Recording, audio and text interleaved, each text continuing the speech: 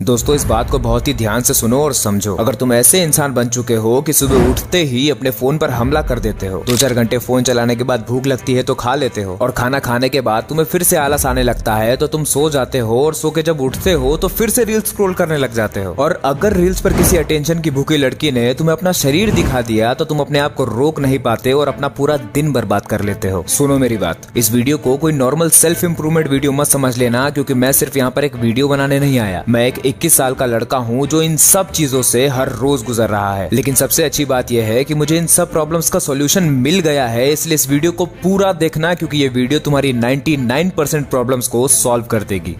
Point number 1, क्या तुमने कभी ये चीज नोटिस की है कि जब भी तुम इंस्टाग्राम पर ज़ॉम्बीज की तरह स्क्रॉलिंग कर रहे होते हो, जब स्क्रॉलिंग को रोकते हो तब तुम्हें दुख महसूस होता है। तुम्हें ये महसूस होता है कि यार मैं टाइम वेस्ट कर रहा हूँ। बिल्कुल इसी तरह से जब हम इंस्टाग्राम पर किसी लड़की को देखते हैं जिसको देखकर हम अपने आप को बिल्कुल रोक नहीं पाते और फिर मास्टरबेशन की तरफ चले जाते हैं। मास्टरबेट करने के बाद भी हमें दुख फील होता है कि यार मैं कुछ गलत कर रहा हूँ। और ऐसे ही जब तुम अपने काम को टाल रहे होते हो, जो काम तुम्हें करना है तुम उससे भाग रहे होते हो, दिन के अंत में जब वो काम नहीं होता तब भी हमें बुरा फील होता है कि यार मैंने आज का दिन भी वेस्ट कर दिया। इन तीनों ही बातों में एक चीज कॉमन है कि हमें ये सब करने के बाद दुख महसूस होता है, जो कि हमें कुछ बताना चाहता है। ये दुख एक अलार्म की तरह है, ये हमें बता रहा है कि हम सही नहीं जी रहे। अब ध्यान से समझो, ये दुख हमेशा हमें एक अलर्ट देता रहता है कि भाई तू सही नहीं जी रहा। लेकिन जैसे ही हमें ये दुख होता है, हमें लगता है कि अगर हमें दुख हो रहा है तो हमें सुख चाहिए, और हम तुरंत वो चीजें करने लग जाते हैं जिन चीजों से हमें सुख मिलता है। जो बात मैंने अभी अभी बोली है, मुझे नहीं पता कि आप इस बात को पकड़ पाए हैं या नहीं, इसलिए मैं इसको फिर से बोलता हूँ। जब जब आपको दुख होता है तो आपको ऐसा लगता है कि मुझे दुख इसीलिए हो रहा है क्योंकि मेरे पास सुख नहीं है, इसीलिए आप वो चीजें करने लग जाते हो जिससे आपको सुख मिलता है। लेकिन सच्चाई तो ये है कि आपने दुख को हटाया नहीं है, आपने सिर्फ सुख को लाया है। और जैसे ही सुख का नशा कम पड़ता है, धीमा पड़ता है, मद्धा पड़ता है, दुख वापस आ जाता है, क्योंकि दुख तो कभी गया ही नहीं था। आपने बस उस दुख के ऊपर सुख की चादर चढ़ा दी थी। ये बात बहुत इंपॉर्टेंट है, इसीलिए इसको एग्जांपल के साथ भी समझ लो। आप मास्टरबेट तभी करते हो जब आप खाली होते हो, आपके पास करने के लिए कोई काम नहीं होता, कोई एक्साइटिंग चीज नहीं होती, आप अंदर से दुखी होते हो। और जिस वक्त आप ये दुख झेल रहे होते हो, आपका शरीर आप पर हावी हो जाता है और तुरंत आपको इधर उधर के थॉट्स देने लग जाता है, और आपको ऐसा लगने लग जाता है कि शायद यही वो चीज है जिसको करने से मेरे अंदर का दुख चला जाएगा। लेकिन ऐसा होता नहीं है, क्योंकि वो करने के बाद दुख वापस आ जाता है। तो इस बात को हम ऐसे कह सकते हैं कि आप अपने दुख का निवारण ना करते हुए सिर्फ सुख के पीछे भाग रहे हो। मतलब कि आप अपने दुख को भुलाने के लिए सुख का सहारा ले रहे हो। और जब भी हम किसी ऐसी चीज का सहारा लेते हैं जो हमारी वास्तविकता को भुला दे, तो हम उसे कहते हैं नशा। हम लोगों को ये बताया गया है कि नशा सिर्फ दारू और सिगरेट का ही होता है, लेकिन ये सच नहीं है। हर वो चीज जो हमें वास्तविकता को भुलाने में मदद करता है, उसे हम नशा कह सकते हैं। और ये जरूरी नहीं है कि नशा सिर्फ दारू और सिगरेट से ही हो। अगर हम दारू और सिगरेट वाला नशा नहीं भी कर रहे हैं, तब भी हम नशेड़ी ही कहलाएंगे, अगर हम अपनी वास्तविकता से भागने के लिए, अपने दुख को छुपाने के लिए इंस्टाग्राम रील्स का, मास्टरबेशन का, गर्लफ्रेंड का, खाने का, सोने का सहारा ले रहे हैं। तो इस बात से हमें ये पता चलता है कि अगर कोई इंसान किसी चीज के अंदर सुख पाने के लिए बिल्कुल डूबा ही जा रहा है, तो वो इंसान नशा करके अपने होश को दबा रहा है, अपने अंदर के दुख को छुपा रहा है। आपने कभी ना कभी तो ऐसे लोगों को नोटिस किया ही होगा जो बहुत ज्यादा खाते हैं, बहुत ज्यादा सोते हैं, या फिर बहुत ज्यादा फोन चलाते हैं। ये सब नशेड़ी है। तो अब हमारे दिमाग में ये सवाल आएगा कि अगर ये सब चीजें करके इंसान सुख पा भी रहा है तो किसी को क्या प्रॉब्लम है? अगर नशे में रहकर आदमी खुश है तो फिर उसे रहने दो ना यार, आखिर दिक्कत क्या है? तो इसका जवाब ये है कि जो भी इंसान ये सब चीजें करके सुख पा रहा है, वो सचमुच में अपने दुख को भुलाने के लिए उस दुख के ऊपर सुख का पर्दा डाल रहा है, नशे का पर्दा डाल रहा है। और सच्चाई ये है कि हमारी नेचुरल स्टेट होश की है। कितना भी बेहोश रह लो, होश तो आएगा ही आएगा। और जब जब होश आएगा तब तब दुख होगा, क्योंकि दुख कभी गया ही नहीं था, उसके ऊपर बस नशे का पर्दा डला हुआ था। तो अगर तुम्हें ये लगता है कि इंस्टाग्राम रील चलाकर, एंटरटेनमेंट लेकर, मास्टरबेशन कर कर तुम अपने दुख से बच जाओगे, तुम अपनी रियलिटी से बच जाओगे, तो भूल जाओ। तुम जितना ज्यादा अपने दुख को हटाने के लिए सुख के पीछे भागोगे, तुम उतना ज्यादा ही दुख पाओगे, क्योंकि तुम अपने दुख को नहीं हटा रहे, बस उसके ऊपर नशे का पर्दा डाल रहे हो। ये बात मैं बार बार बोल रहा हूँ ताकि ये बात तुम्हारे दिमाग के अंदर बिल्कुल बस जाए। इस बात को अच्छे से समझ लो कि तुम दुखी हो, तुम परेशान हो, लेकिन उस दुख से बचने के लिए तुम तुम बार बार नशा कर ले रहे हो, इसीलिए वो दुख तुम्हारी जिंदगी से नहीं जा रहा। अगर ये बात तुम्हें अच्छे से समझ में आ गई है तो फिर हम आगे बढ़ सकते हैं इस प्रॉब्लम के सॉल्यूशन की तरफ। पॉइंट नंबर 2, देखो हमें ये तो पता चली गया है कि नशे में पड़े पड़े हमें सिर्फ दुख ही मिल रहा है, और अगर सुख मिल भी रहा है तो वो सिर्फ तब तक जब तक नशा बरकरार है। जैसे ही नशा गया दुख वापस आ जाएगा, और फिर उस दुख से बचने के लिए भी हमको फिर से सुख का नशा करना पड़ेगा, और ऐसे ही सुख दुख करते करते पूरी जिंदगी निकल जाएगी। हम लोग दुख से इतना डरते हैं कि दुख आते ही हम लोग तुरंत सुख का नशा करने लग जाते हैं। तो अगर हमें दुख से मुक्ति चाहिए तो सबसे पहले तो हमें दुख से डरना बंद करना होगा। हम लोग जैसे ही दुख से डरना बंद कर देंगे, हम लोग नशे के पीछे, सुख के पीछे भागना बंद कर देंगे, और यही हमको करना है। इसको एक एग्जांपल से समझो। इमेजिन करो एक प्रेशर कुकर है जिसमें दाल बन रही है। जैसे ही उस कुकर में प्रेशर बनता है, तुम उस कुकर के सीटी बजा देते हो और उस कुकर का सारा प्रेशर रिलीज हो जाता है, और इसी की वजह से उस कुकर के अंदर की दाल नहीं बन पाती। वो जो प्रेशर कुकर है वो तुम हो, उसके अंदर जो प्रेशर बन रहा है वो तुम्हारे अंदर का दुख है, और वो जो तुम सीटी बजाकर प्रेशर रिलीज कर देते हो ये वो नशा है जो तुम करके सारा का सारा दुख भुला देते हो। तो सबसे पहला स्टेप तो ये है कि वो सब कुछ करना बंद करो जिसकी वजह से प्रेशर रिलीज हो रहा है। अपनी जिंदगी से सारे नशे बाहर निकाल दो। Instagram, TV, porn, masturbation, games, girlfriend, सारे नशे बंद कर दो। कुछ लोग होते हैं जो गर्लफ्रेंड का भी नशा करते हैं, गर्लफ्रेंड से घंटों बातें करते हैं, और जब बातें खत्म हो जाती हैं तो फिर इमेजिनेशन का नशा करते हैं कि मैं उसके साथ यहाँ जाऊंगा, वहां जाऊंगा, ये करूंगा, वो करूंगा। सब